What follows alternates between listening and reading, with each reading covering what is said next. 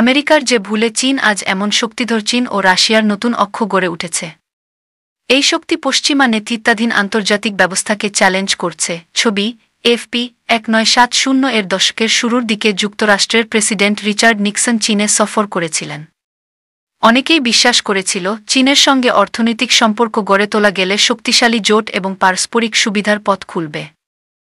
তখনকার ধারণা ছিল একটি সমৃদ্ধ চীন উদার আন্তর্জাতিক ব্যবস্থার সঙ্গে মিলিত হবে। অর্থনৈতিক আন্তনির্ভরতা রাজনৈতিক সমন্বয় আনবে। পশ্চিমারা ভেবেছিল চীনের উত্থান হুমকি নয় বরং সুযোগ। রাজনৈতিক তাত্ত্বিক জন মিয়ারশাইমার সতর্ক করেছিলেন অর্থনৈতিক আন্তনির্ভরতা দেশগুলোকে কৌশলগত ঝুঁকিতে ফেলতে পারে। চীনের ক্রমবর্ধমান প্রভাবের ব্যাপারে তিনি ইঙ্গিত করেছিলেন। মিয়ারশাইমার বলেছিলেন অর্থনৈতিক সংহতির বিষয়টি থাকুক বা না থাকুক, একটি উদীয়মান শক্তি স্বাভাবিকভাবেই প্রতিষ্ঠিত ব্যবস্থাকে চ্যালেঞ্জ করবে। আজ এই বিতর্ক ভৌগোলিক ও রাজনৈতিক বিভাজনের প্রতিফলন।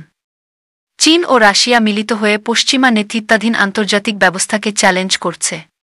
পশ্চিমা বৈদেশিক নীতির একটি মৌলিক ভুলকে উন্মোচন করেছে। একটি বদ্ধ ও বিচ্ছিন্ন রাষ্ট্র থেকে চীন বৈশ্বিক অর্থনীতির মহাশক্তিতে রূপান্তরিত হয়েছে।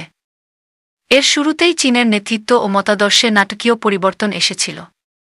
1976 সালে চীনের কিংবদন্তি কমিউনিস্ট নেতা মাও সে তুংয়ের মৃত্যুর সময় দেশটি দরিদ্রপীড়িত ও কৃষিভিত্তিক ছিল। সাংস্কৃতিক বিপ্লবের বিশৃঙ্খলা তখনও সমাজে দৃশ্যমান। মাওয়ের স্ত্রীর নেতৃত্বাধীন 4 জনের দল দেশটিকে আরও গভীর সংকটে ফেলে দেয়। তারা আদর্শগত কঠোরতা ও নীতিবদ্ধ বিশুদ্ধতাবাদের মাধ্যমে ক্ষমতা সংহত করেছিল।